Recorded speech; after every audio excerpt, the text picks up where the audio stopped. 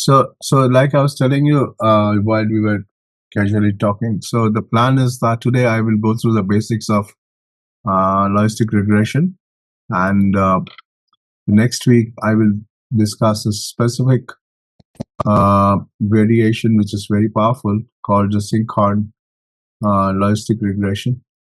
Synchron logistic regression, and in the third week we will discuss quantum machine learning, and we will restrict ourselves to logistic regression and quantum machine learning. And fourth week, I will discover my invention. So that is the plan. Okay, so what I will do is that I will stop this slideshow. I will take you guys over to Excel, through which we will understand logistic regression. It may be a repeat for Deva, but I to point out a few things which may have been not discussed while we were in the IIM Cozy Code class. So then we will come back to this, and I will also show you two implementations. I will also provide you the notebooks which you can experiment yourself also. Okay, so let's get started. So let's discard this. So here we are. So very briefly, before we start logistic regression, we need to understand linear regression. I will go through this very, very quickly.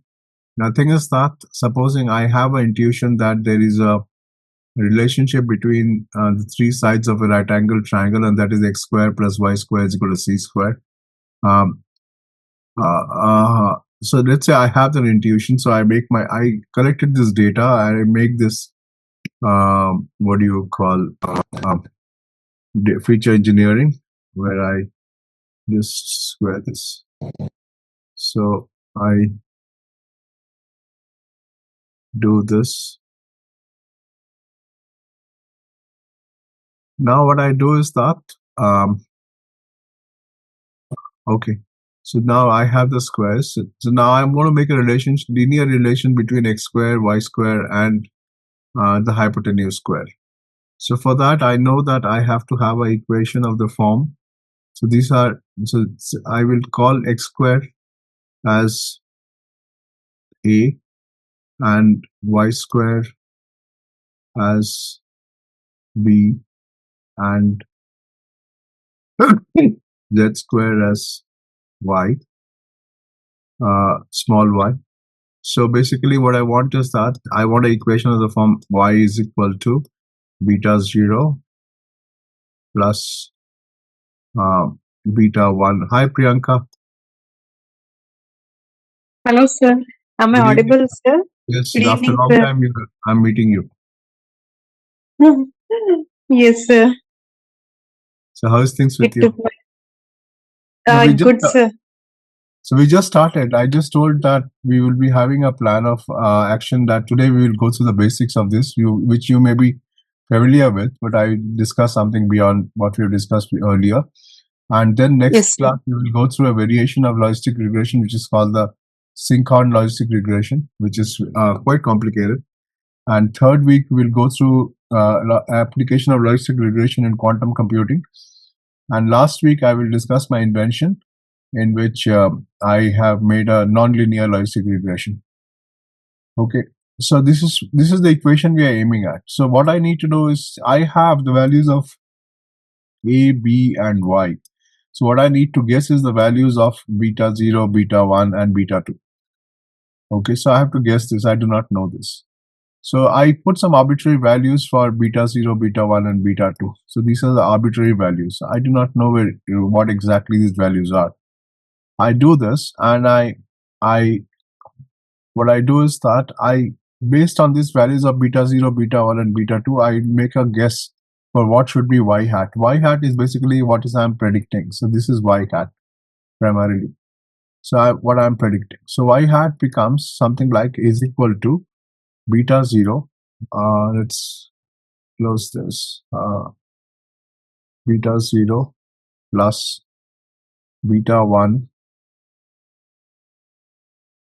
dollar into x1 plus beta 2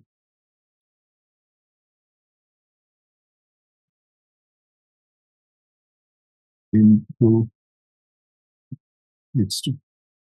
So this is what my y hat becomes. So I calculate this and I copy this across all the data points. So this is what I have. Okay. So now you see that by guessing, I'm making a mistake because y I'm expecting to be 309, whereas it is 1570 here. So I have an error. So error is nothing but the actual value what I expect and the what value which I have got. So this is the error. Now in normal cases, this error will be positive and negative, which may make it a weak estimator, basically because it will negate each other.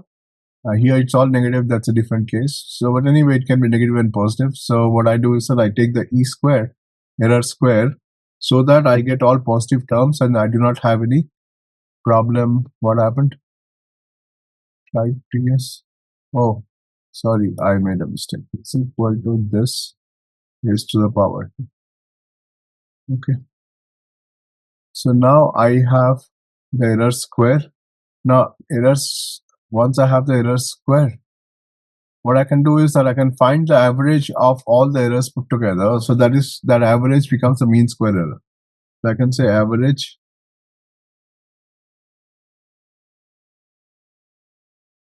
So now the thing is that I guess most of all of you will know that in machine learning, one of the ways to teach the machine is to somehow establish a loss function, and mean square error happens to be a popular loss function in many applications.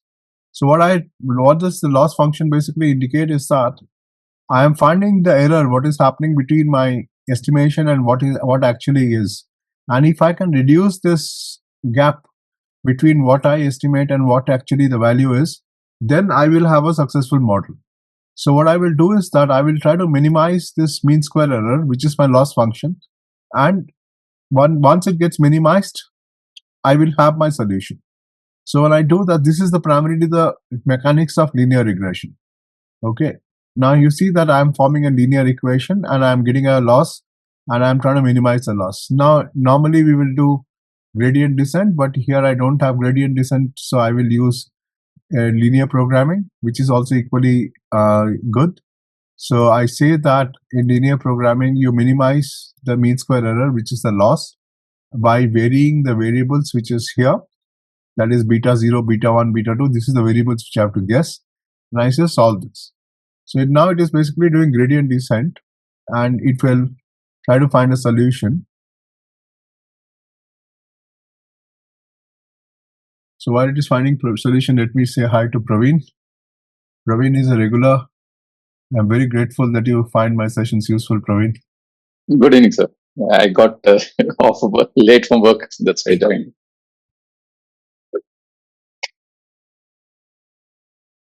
Okay, so we are reaching a solution almost.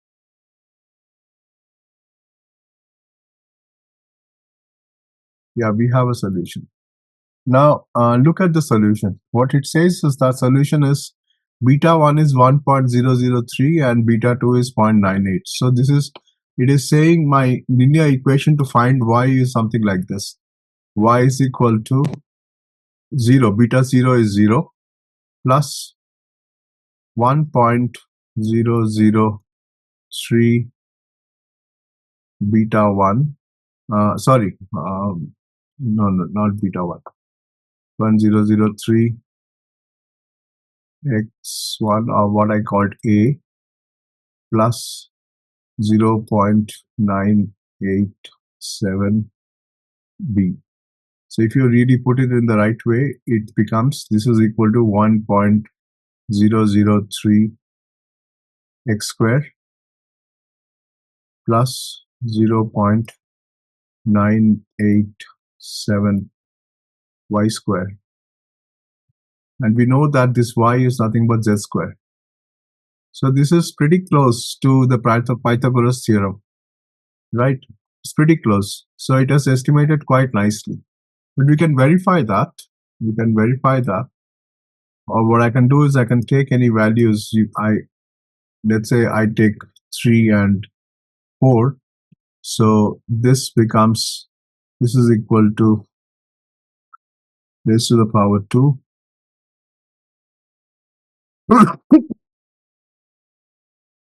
So once I have x square, y square, y hat becomes beta 0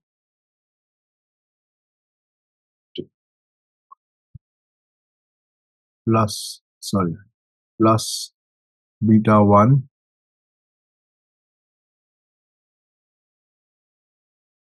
into x1 plus beta 2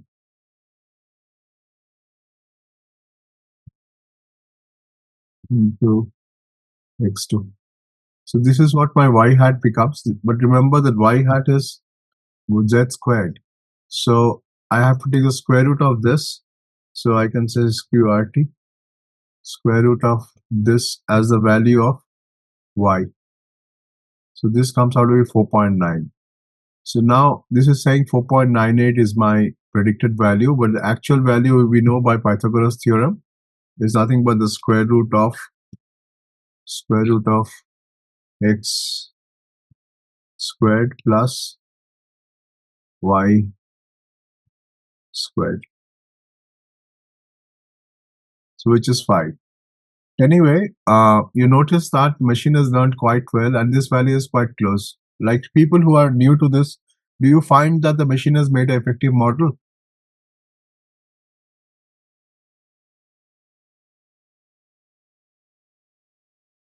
What do you think? Hello? Okay. I see some thumbs up. So I guess you're telling me that it is okay. Okay, now let us move to the main topic of the day, that is logistic regression. Let's carry a few things from here before we move forward. The first idea is that I need to have a way to predict y hat, and more importantly, I need to have a loss function. This is the most important idea, and the loss function I have to minimize. Now this is a regression analysis which we did right now, linear regression, but now we move into the realm of classification, because logistic regression is a method for classification. Okay, so now let's get on to the main topic, that is logistic regression. So here what I have is that I have the age and salary of people, and based on the age and salary combination, I have data which says whether they buy a particular product or not. So this is what is the decision, this is the data telling me. Now, one thing you must understand in logistic regression is that logistic regression is very sensitive to the data scale. Now you notice here that the data scales are quite different. This is in tens and this is in some few 10,000s. So there's a very vast difference between the scale of this data and the scale of this data. So logistic regression is very, very, very sensitive to this. So what you must always do is that you must always normalize your data, normalize or standardize, or whichever way, scale your data basically before applying logistic regression. If you don't do that, you will get very wild results. So one of the first lessons what you should take away is that logistic regression is very sensitive to scale of data. So all the variables must be in the same scale to apply logistic regression. So I do standardization here. To standardize, I can find the mean. So I can say average of this is the mean. And I can find the standard deviation also. I can say st dev of this is the standard deviation. Once I find that, I can find the same values for salary also. So I found these values. Okay. Once I have these values, what I can do is that I can normalize the data by using standardization technique. So the standardization formula is very simple. I say this is x minus the mean. I will vary the column, so I will only found this. Okay. I will vary the column divided by the standard deviation. So here also I'll only vary the column. So I do this. Once I do that, So I find now, you notice that I can copy this across the whole stuff. Okay, let's see. This is C3 minus C11 divided by C12. Okay, our formula is correct. So now you notice that the data is in similar range. Of course, we know that after standardization, all data will be in -3 to +3 range. So this is now normalized. So we must always scale data in logistic regression before progressing. Once I have the data, here again, I'm trying to make a linear regression. How many variables I have? 2. So ultimately, I require an equation of the form. I require some equation of the form z is equal to beta 0 plus beta 1 x1 plus beta 2 x2. So I require some equation of this. And here again, I know x1, x2, and z. All the three I know. Okay, so I have to guess the values of beta 0, beta 1, and beta 2. Since I have to guess that, I set them to some arbitrary values. So I put them to some arbitrary values here. You can notice that. And once I have that, I can calculate z. So my z becomes equal to beta 0. So I fix this. Plus beta 1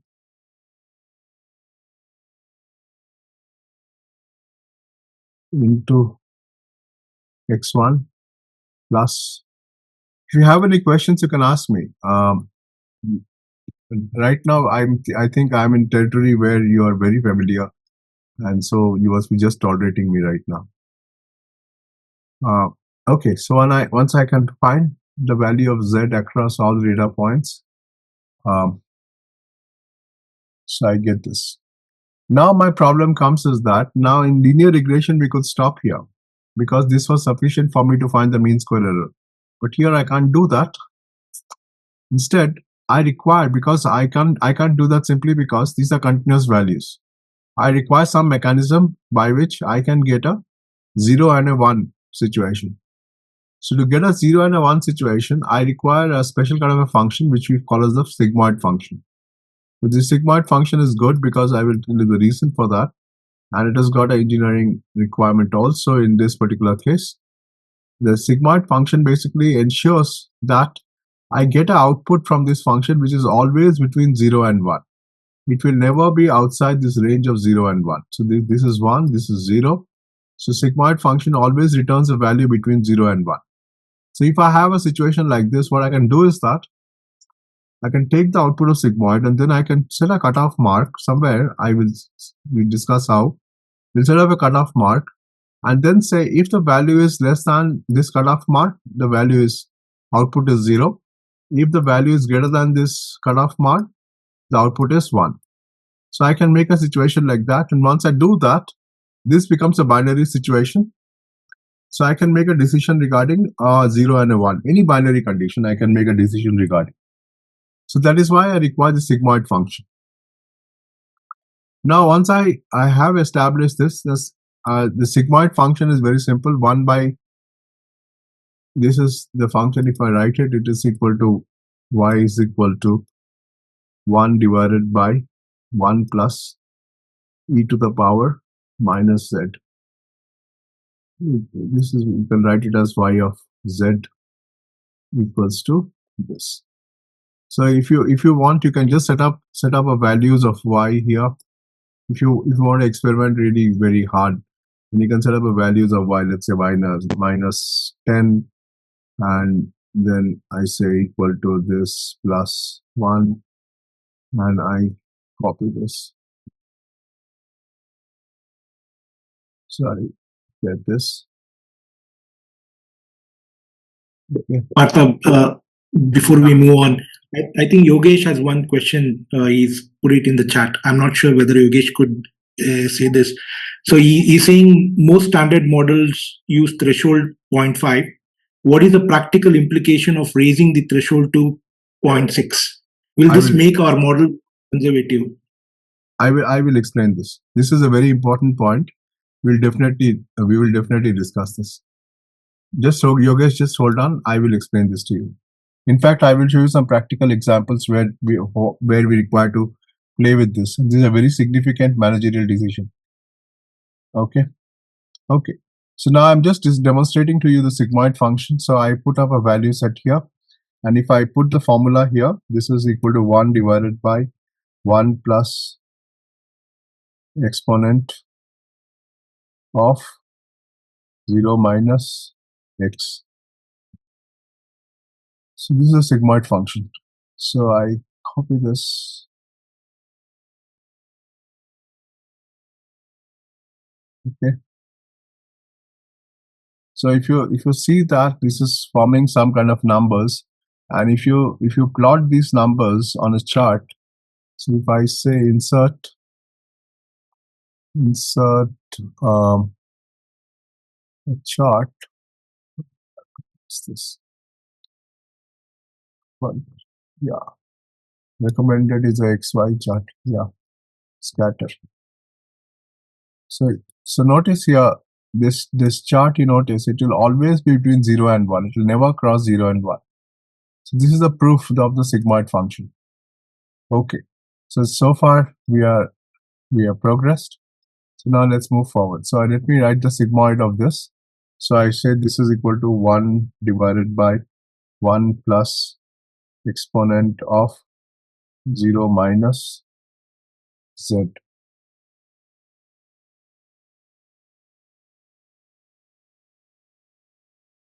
The two brackets. Okay. So I got this sigmoid. Okay. Now the question comes is, well, I still have a what do you call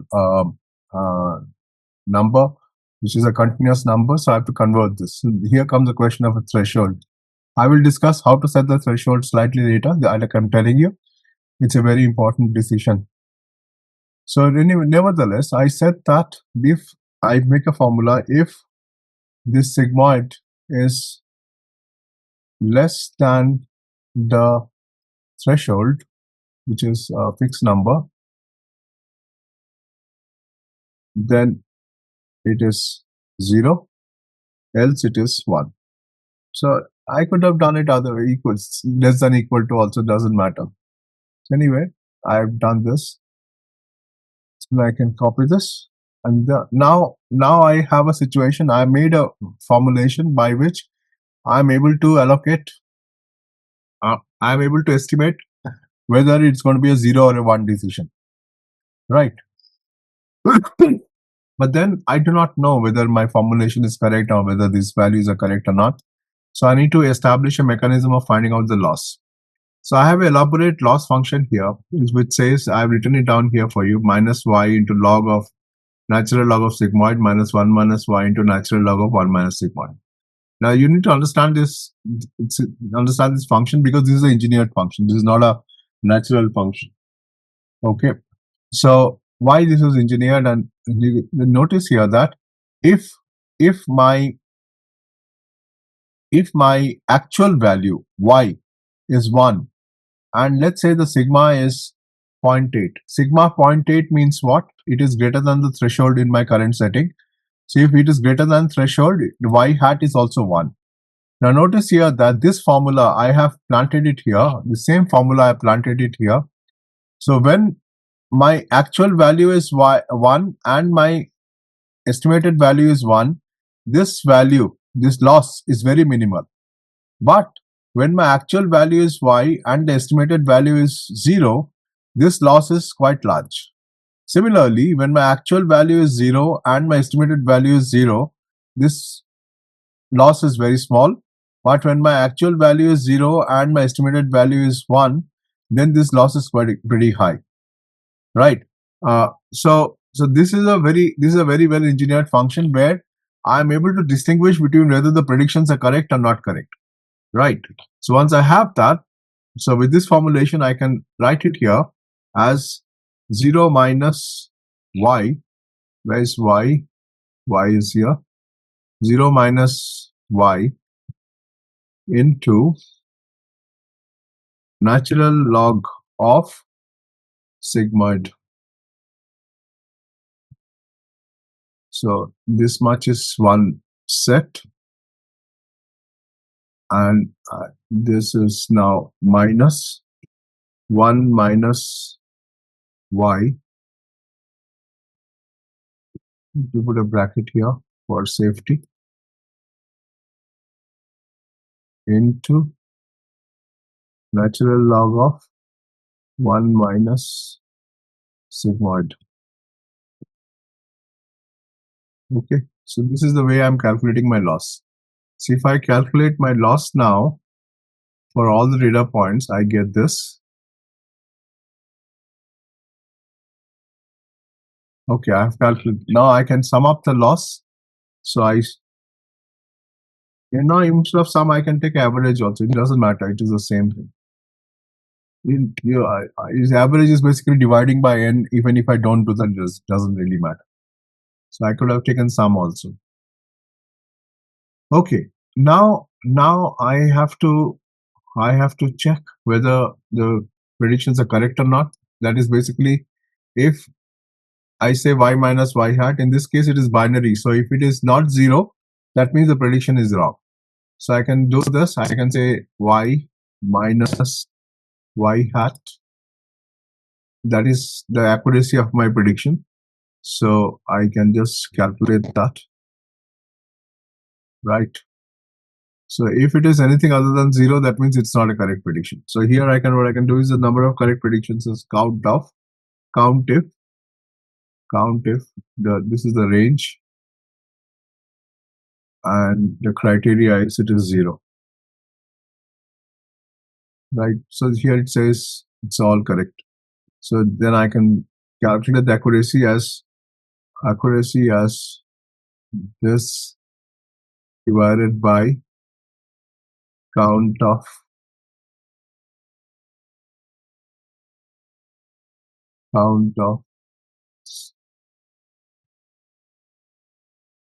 so I have the entire thing set up. Now I can go for the gradient descent. So again, I will take the help of linear programming. So I go to solver. Now I set up. The loss function is here. Change variables here.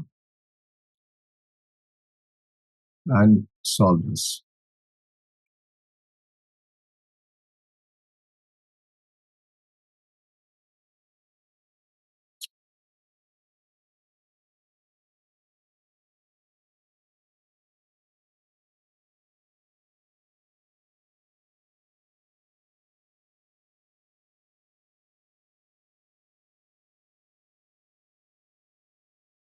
Okay, we have some solution.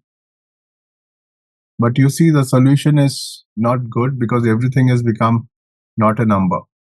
This is basically because you see the coefficients, what it has generated is very big. So when you get such big coefficients in logistic regression, you know there's a problem.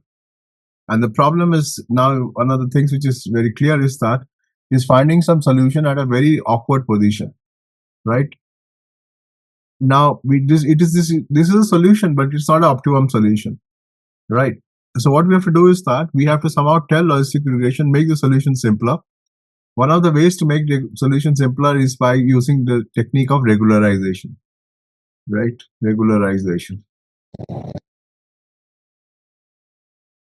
In regularization, what I do, there are many regularization. Basically, we use L1 and L2. So I will use L2. L1 basically says that try to fit into a line, and L2 basically says try to fit into a circle. So why? Because if I draw a circle like this, so this is basically, let's say, two axes, x and y. So when I draw a circle, it basically becomes a formula like this: x square plus y square is always equal to some constant. So this is basically a circle. So what I'll do is that I will tell my problem that you always ensure that beta 1 square plus beta 2 square is always within a constant. It should not go beyond the constant. And I control that by using a hyperparameter called lambda, which I can make how small or how big C will be, right? So this is what I will then apply regularization in the next step. So let me come here. So I have the same values here. Everything is solved except for the fact that now I put a regularization. I've set a lambda and I say this is equal to lambda, which is constant,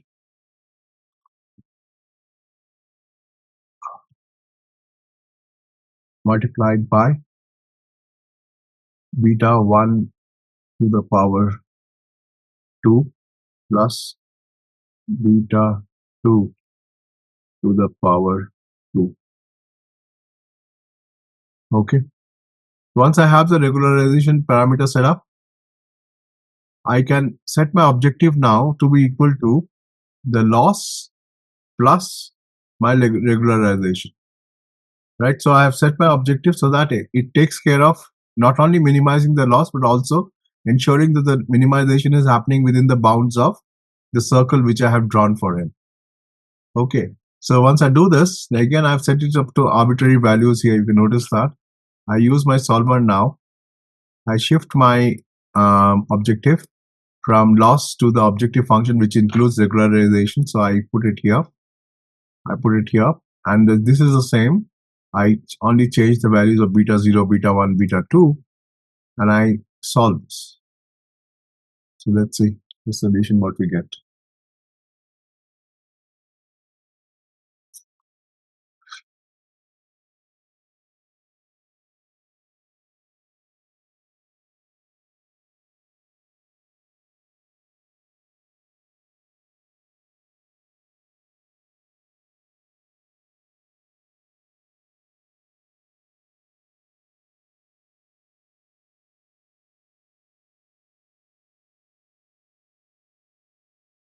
Anybody has raised a hand? No, it's this one. Who is it? I heard a noise, that's why.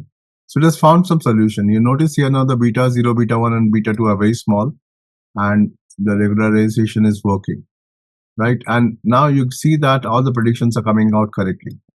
So now I have shown you how to do a logistic regression. You can verify this. You can put some values here. Let's say I put a value of 54 years and drawing a salary of 32,000. Then I get my x norm as x minus. This point is important. I have to take. Oh, sorry. What did I do? This is equal to. Yeah, I have to take the mean and standard deviation as I calculated for the original data set. This is very important in machine learning. This concept itself is very important. So you must be very clear about this. Divided by the standard deviation. If I just do this, remove this. See if I copy this, copy it here. So I get the x1 norm and x2 norm. And then I can calculate z. This is equal to beta 0. Fix it. Plus beta 1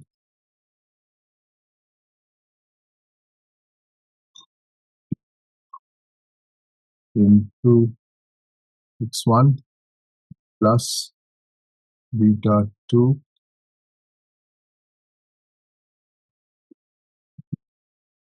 into x2. So I got my z. Once I got my z, I can calculate my sigmoid. Sigmoid is 1 divided by 1 plus exponential of 0 minus z. Got that. And once I got that, I can do my y hat. If this is our formula was less than threshold, I fix this. Then 0 else 1. So now it says that in this particular case, if he's getting a salary of this nature, he should go for a buy.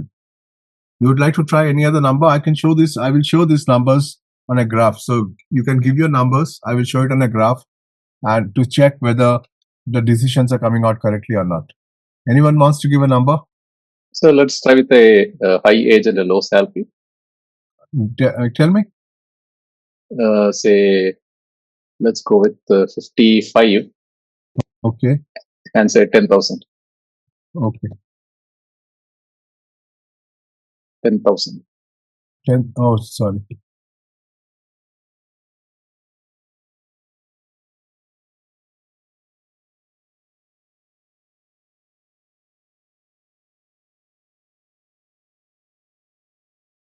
Says 0.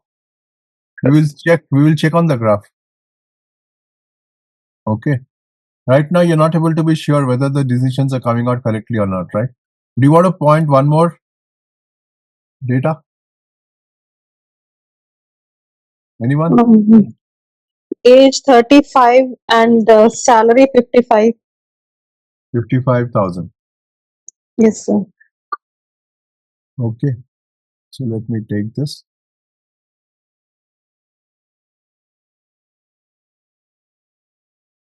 Okay. He says he will buy. All right. Okay. Let's check this out. So this is exactly the same setup what I have shown in the previous page. Now, our only difference what I do is that let me clean the board.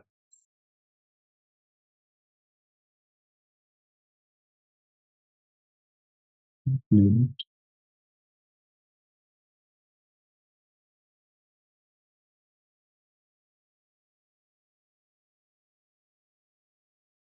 Okay. Now you see that what I'm doing is that these data points, I have basically planted them here, right? And now there seems to be some division, but let's see if we can really find out whether there's a division or not.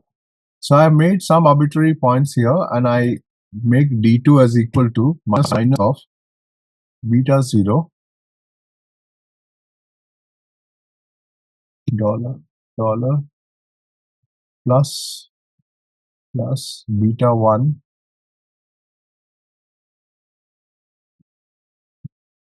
into d1 divided by beta 2.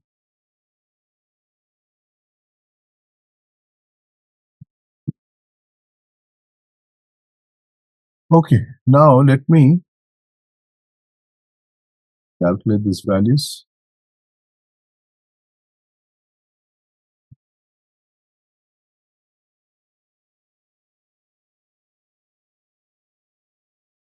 Okay, I've calculated these values.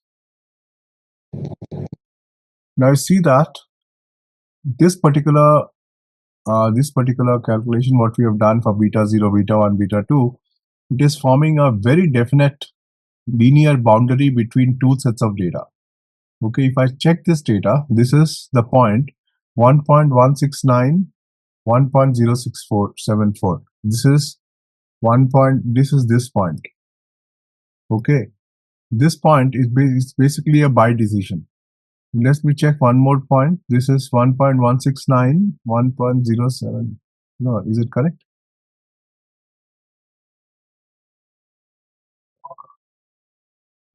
This is the same point. Let's check this one. Yeah. 0.898, 0.898, 0.94. Yeah. So now you see that these points are for the by decision. There are 4 data points, 1, 2, 3, 4. And these points are for the not by decision. I can check this data, minus 927. We have this data point. Yeah, that is here. Right. Now we have tested with some live data. What we do is that in this graph, we will add a data series and call it live data, and I will give it the x values from here. X values are the these values are these. Okay. Now notice this. These dots are green dots. They are all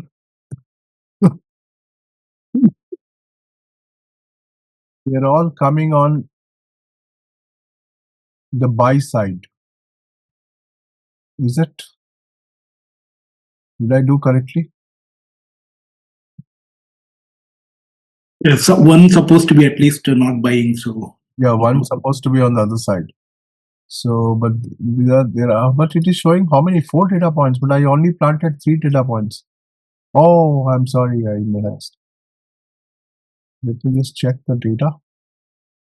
X1 decision boundary.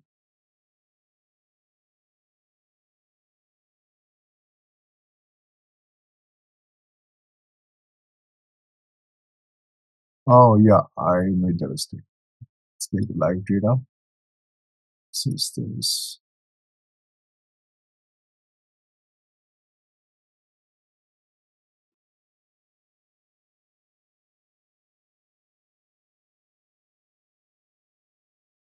What is happening? E90 to 22. No, 21 it should be. 21, correct. Okay. And this one is F19 to 21. Right. Now let's check.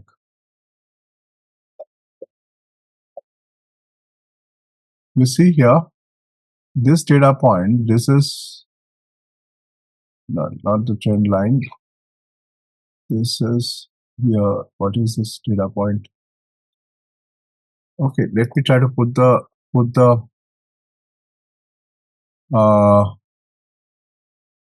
no, add minor format axis.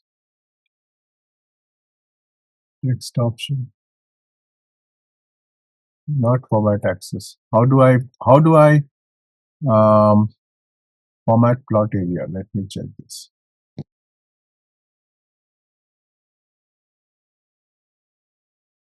Add data. That's correct. This is the thing which I wanted.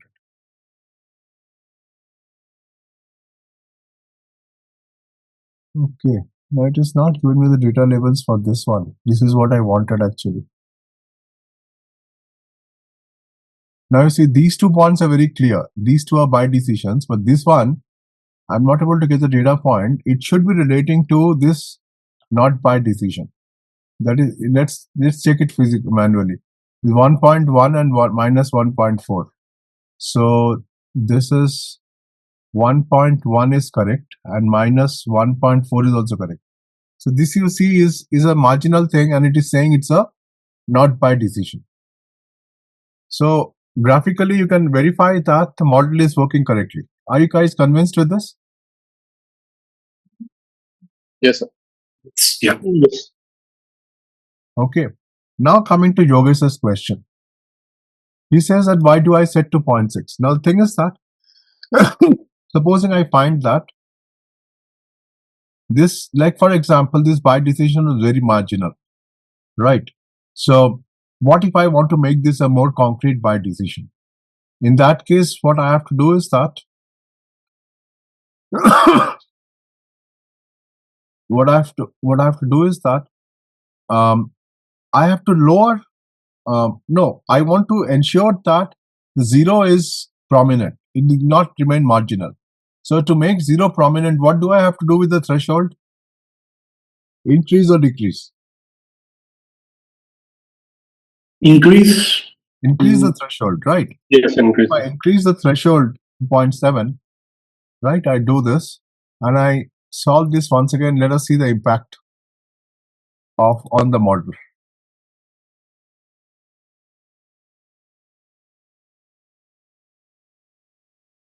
Okay, I got a solution. Right. This is, let's increase some slightly more, 0.8.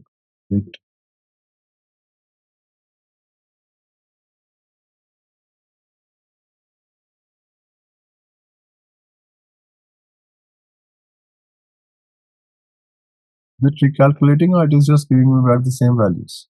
It's not recalculating. Change. Excel has got some problems which you will not have if you are doing proper Python programming.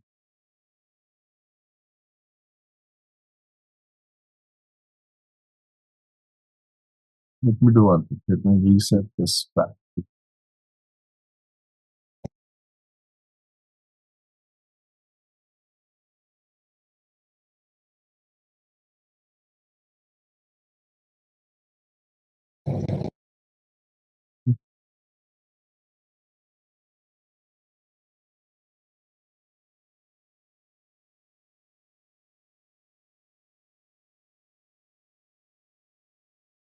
Okay, now see it has got a different solution. Now you see that where is the green dot? This green dot, it has come on this side, right? Oh, it didn't calculate anything at all. So the B1 value should be 55. The initial value was really talking. What is happening? Excel is not typical problems.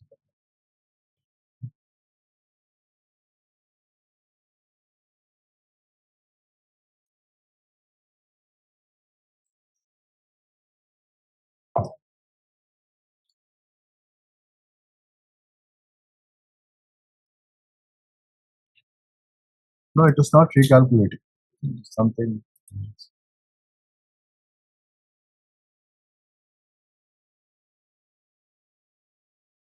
Save this, save this, solve this.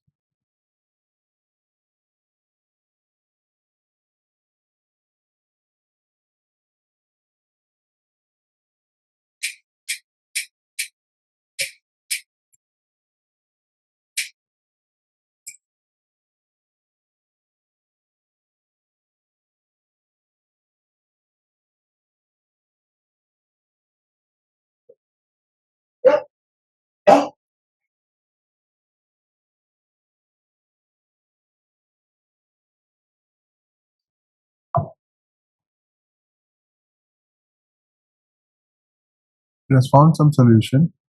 Now this is not changing the. It is not changing the situation too much. It is still here. But the basic thing is, the idea of the threshold is that supposing I want, let's say for example, I have a credit card situation in a bank. Now you notice this confusion matrix is very important. The confusion matrix basically says that when true value is 0 and predicted value is 0, that means these are true positives. And when the true value is false and the predicted value is false, these are true negatives. So let me write it down for you. So these are true positives and these are true negatives. Now when the predicted value is 1, predicted value is 0, that means it's a positive, but actual value is 1, then it's a false positive. And this is a false negative. Okay. Now what happens is that supposing you have a model where it has got errors, and the error is such that the number of times the false positives are becoming more is very high. Okay, that means to say what you are detecting a fraud, but it is actually not a fraud. So when you're detecting a fraud which is not actually a fraud, what you will do, you will give a call to that person and say, why are you doing fraud when he is actually not done a fraud, which will irritate him. So you want to reduce the number of false positives, right? If you want to reduce the number of false positives, what you will do? You will lower the threshold. Or increase the threshold, isn't it? You will increase the threshold. Oh, yes. Correct. Yeah. And on the other hand, supposing it is a false negatives are very high. False negatives are very high, like actually fraud is happening, but you're not able to catch it. Then you will decrease the threshold. Right. Now this is a very dynamic decision, because supposing it's a peak sales time, like a Diwali time or Christmas time, when it's a peak sales time, you will try to you will try to allow the customers to purchase, even if there are a few frauds, right? And then you will deal with the frauds later on. So in that case, you will increase the threshold. But if it's a lean time, then you would like to be more sure about about catching all the frauds. So you will decrease the threshold, right? Does it make sense?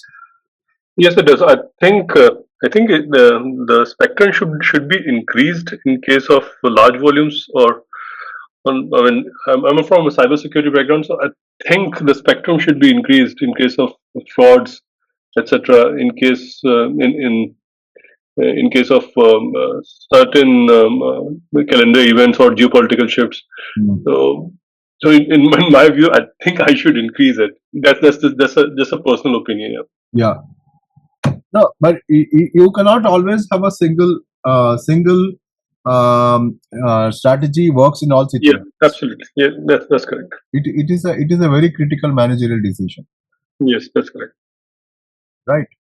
Mm-hmm. Okay. So I have reached our first logical break. I will not stop here, but in case you have any questions so far, you can ask. Then I will proceed to the next part. So, Partha, I think the reason why even the threshold did not made any change is because if you look at the sigmoid functions, right, they're all 0.9 or less than like 0.8. So even if I change the threshold, I think it's not affecting our data. So maybe that was the issue why the graph did not show any. Yeah. Could be. Let me further reduce this. Let me see if it has any difference or not. We further reduce this. Now you see, it does. Yes. This is because you see we are norming the data, right? That is the reason, and this value of this data depends on the other values also. It is not just this value, because you see the other values will influence what is the mean and standard deviation, correct? And that will determine what is the normalized value. That is the reason why we are not able to see a much bigger shift. But it did impact when I reduce it further, right? Yes. Yes. Any other observation?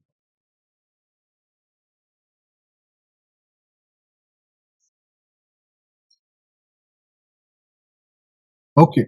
Now let me demonstrate to you that I can not only solve toy systems like this, but I can actually solve a full-fledged system using just Excel. I see here I have a live data. It's a small data set, but it's a live data set of heart disease patients. Sorry. So here I have got many parameters based on which it is showing whether the person will get a heart attack or not. So 1 means he will get a heart attack, 0 means he will not get a heart attack. So these are the data set. It's a live data set. It is prepared by University of California in Irvine.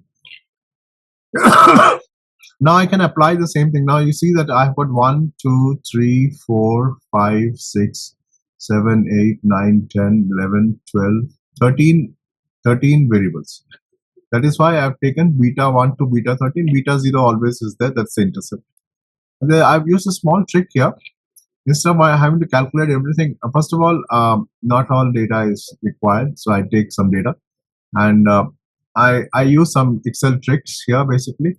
So I'll be sharing this Excel with you. You can go through the Excel tricks, in terms of calculating the objective function and the loss functions, etc. And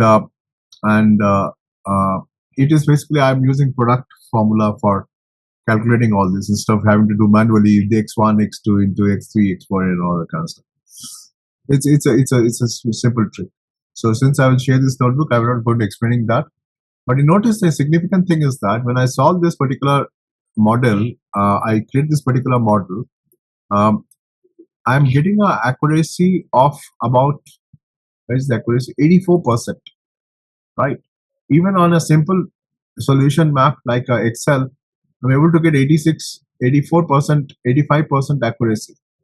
And the same thing applies here also. I can set the threshold appropriately and it will, where is the threshold? I have set the threshold somewhere. Yeah, the threshold is set here. So you can vary the threshold and you will see that just like the discussion we had, so that the predictions are more accurate and correct. Okay, so you can see there are some wrong predictions here if you want to make them more correct, and you can check the values of false negatives and false positives, and you can do that adjustment. But what I'm trying to impress upon you is that this logistic regression model I can create on Excel. So if you have a situation in your organization where you have a small data set, not very large data set, small when I say it can be 100, 200, or it can also be up to 5,000, 6,000, 10,000. These are all considered small data sets, and Excel can do excellent uh, calculations based on that without having to slow down your machine and things like that. So you need not have to hire expensive programmers to write expensive programs or exert yourself in learning Python and things like that. But you can do that using a simple Excel if you understand the whole thing. And even if you don't fully understand it, what you can do is that you can use the template which I'm giving you, and you can just replace the values, and you can get a solution for yourself. Okay. So this is the raw, and here I have given the same solution where I have taken some features only, not everything. I've done some feature engineering in terms of which are the features really impacting the whole stuff and all that. And then I made the model smaller, more efficient. And here also, but here the accuracy, this is not correct. You can recalculate this to give I think it should give a decent solution for this. Let's just recalculate this.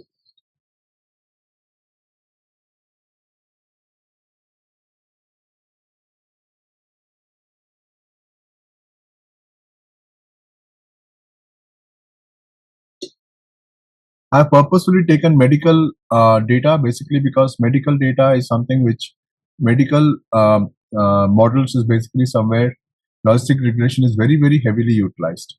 It's simply because in medical sciences, when we apply machine learning, we cannot use very sophisticated models like neural networks, etc., because they are not explainable. And in medical science, just like legal science, or even in situations like where banks have to give a loan and things like that, you have to use a transparent algorithm. You cannot use any algorithm which is not transparent. Okay, it is not allowed, because if you cannot explain the solution to your customer, you explain the decision to your customer, you cannot use that solution. That is why the importance of algorithms like logistic regression, which are absolutely transparent, even if it has got an accuracy loss of some points, but since it can be explained very heavily, it becomes the only go-to kind of tool for situations like this. Okay. Since many of you are from the data science, you're working actively on data science and artificial intelligence, what is your practical experience?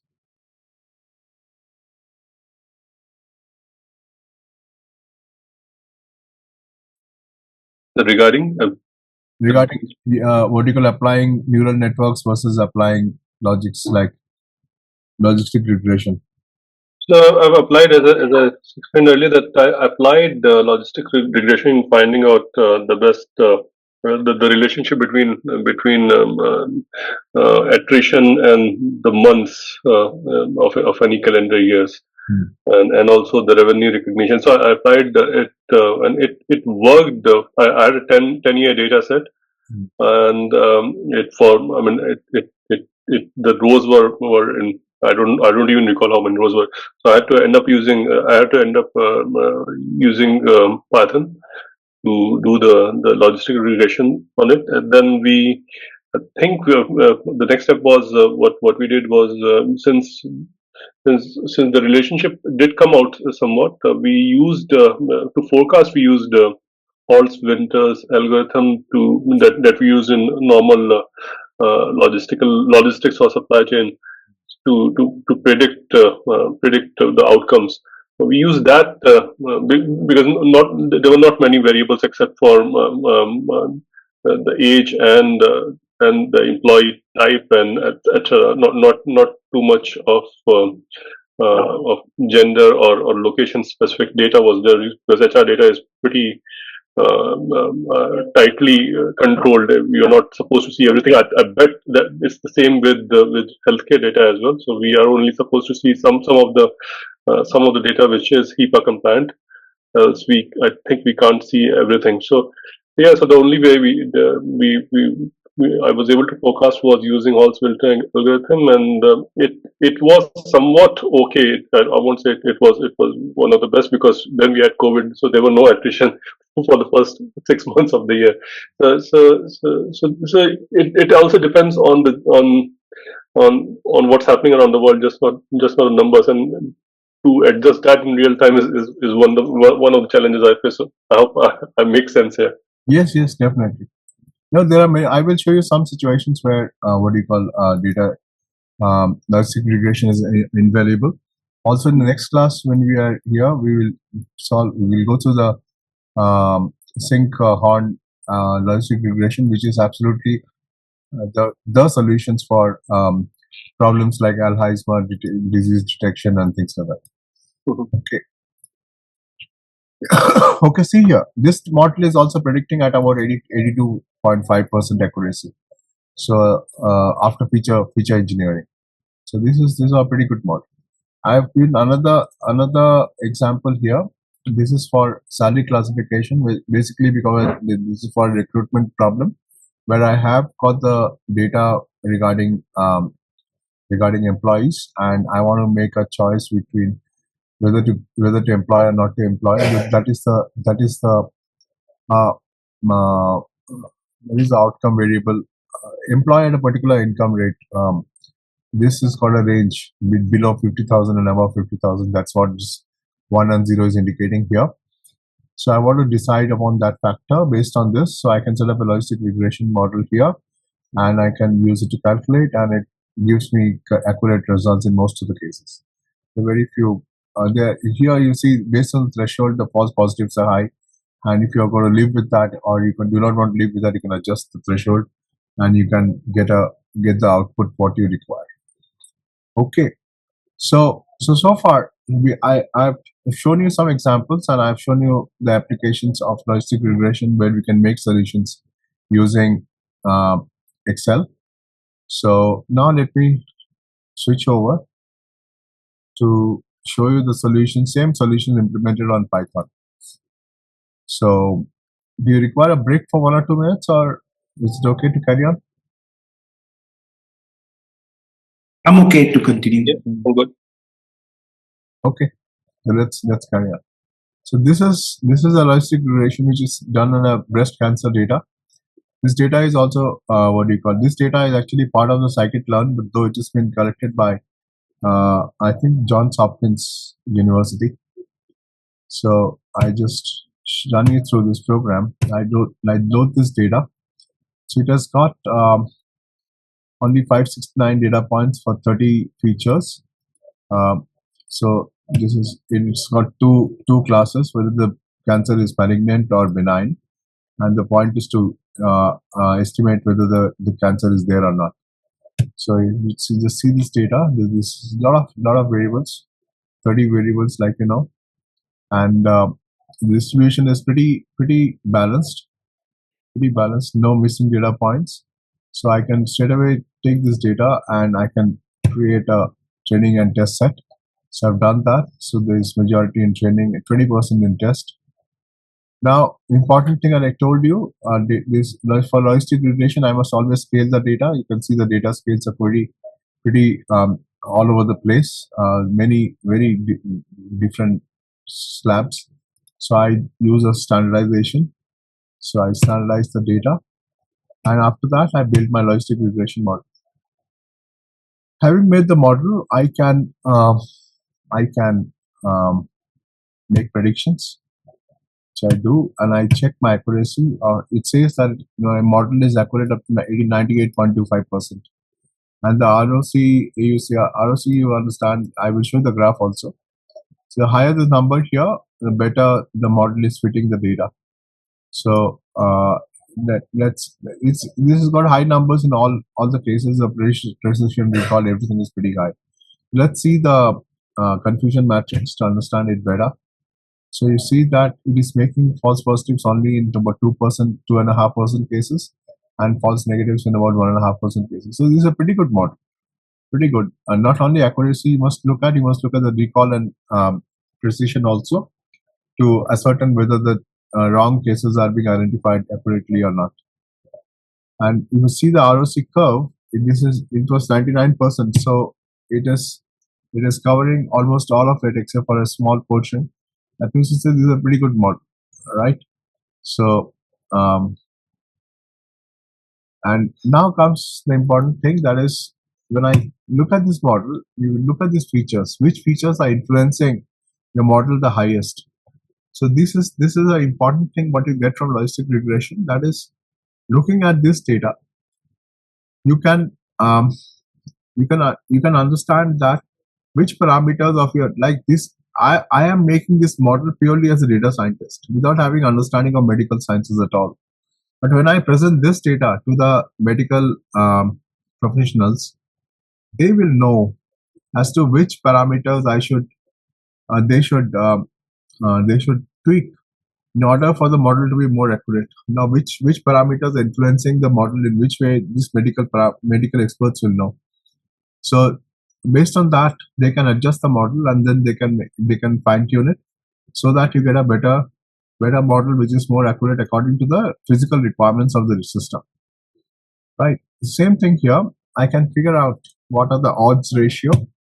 So the odds ratio, again, it's giving me like how to interpret. So which variables are causing more amount of impact. You can see the impact. This is as close to 1 means its impact is in the right as required. So I can check these variables, these data, and I can decide how to tweak my model. So these are important decisions, and then I can check a sample of the data and check whether it's predicting correctly or not. And you notice here that this particular model, since it is so accurate, it is predicting everything almost exactly the way it should be predicted. So I have left some notes for you guys, so you can go through these notes, and you can, if you have any questions, you can ask me in the next class. I will be happy to answer. But do you have any questions at this point of time? Artha, I have one question. So when you talked about when we show this coefficients to the experts, and they come back and say the influence of one of the feature is supposed to be higher than the one which has been identified in our logic, how do we change it? So since it's done programmatically here internally, how do we make sure that particular feature is given preference and to be on the positive side as an impact, and the other one has to be on the negative side of the impact? No, that is actually, see, first of all, we must understand that the medical experts, when they look at this, they will actually understand that this model is predicting like this because of the influence of these variables. Now, what they will do is that they will take the actual prediction by this model, and then they will weigh the importance of the variables which go into making the prediction, and then they will make the decision whether actually the prediction is correct physically or not. That is the way actually the world actually works. Could I explain that to you? Yeah. So, but what we can do from a data scientist point of view is that, I'll just answer your question also. The thing is that if the medical experts say that, okay, fine, this is fine, but what do you call? I think you should give more importance to the worst texture particular feature. What I can do is that, so basically, this is a linear model, right? You understand it's a linear model. So I basically have a situation where I'm having a situation like y is equal to beta 0 plus beta 1 x1, and so and so. I carry on like this up to beta n xn, right? So this is my base, and then I will calculate the sigmoid on top of this. So this is equal to y 1 by 1 plus exponential of minus y. This is what I will do.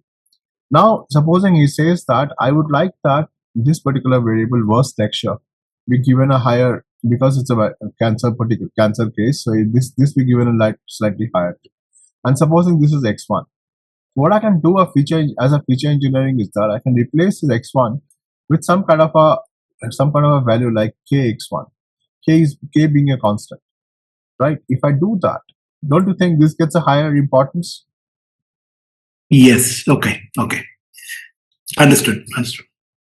I can do this feature engineering, right? Yes. Yes. Yeah. Any other questions coming to your mind?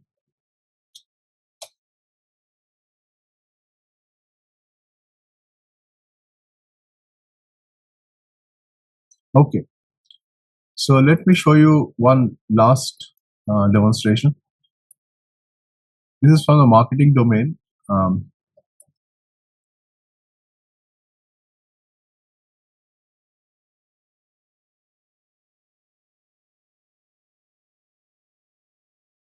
This is a marketing domain. So the problem is that I have to guess. I will show you the data first, and I will show you what is the problem they are solving.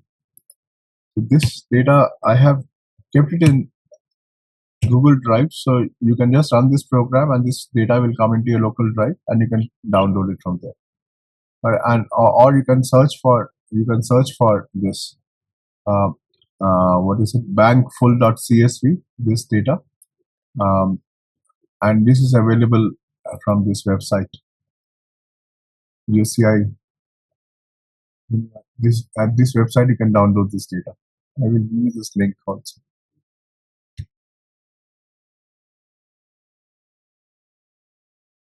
Chat.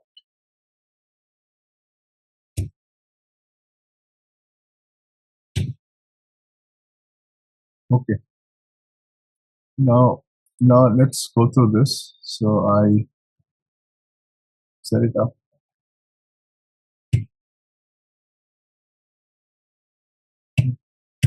Load the data set. So it has got a few variables, much lesser than the previous data set, and it's got a variable whether this person should be included in the campaign or not. That is the basic decision what they're doing here.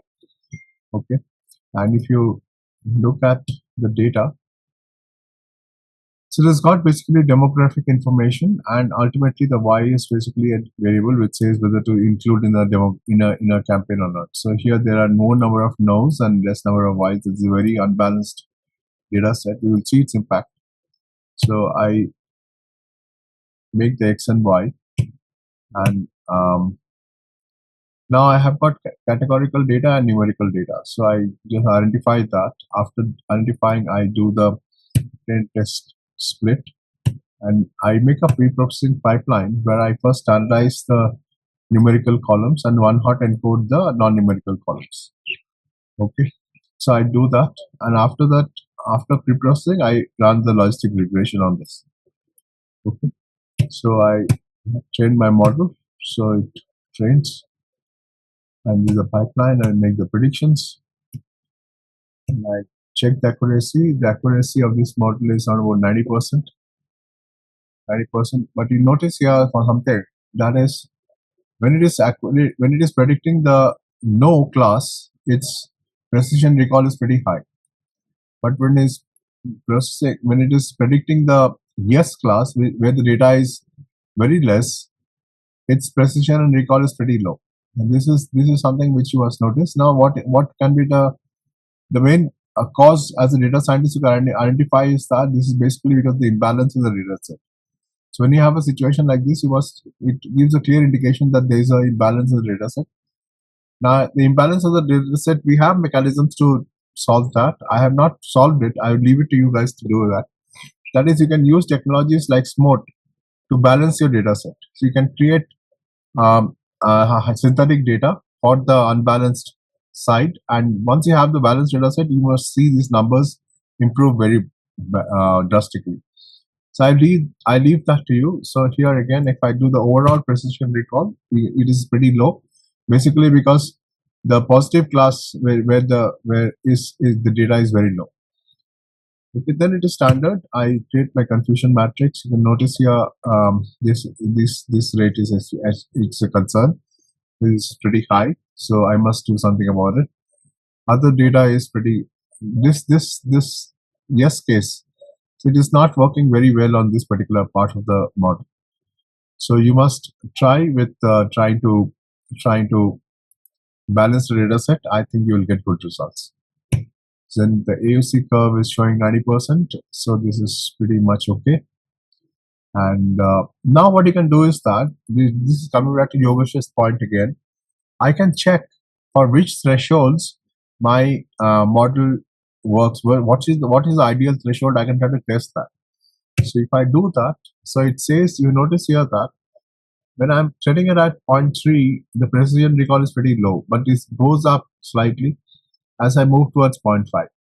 So in this particular case, it looks like 0.5 is a good balance, right? So you can check this yourself for any data set that you're working with, and you can come to a conclusion as to what is the best point. That's another way, if it is from a data science point of view. But normally it's a business decision. Okay. So this is the coefficients which I got, and this also shows the influence, and I can do the odds ratio calculation, and based on that I can predict the samples and check how good or how bad the situation is. So here it's actually predicting quite nicely. Do you have any questions?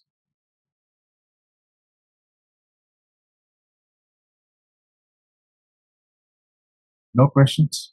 While you're thinking about the questions, let me share all the resources, what I promised to share with you guys. You can ask me any questions if it come into your mind.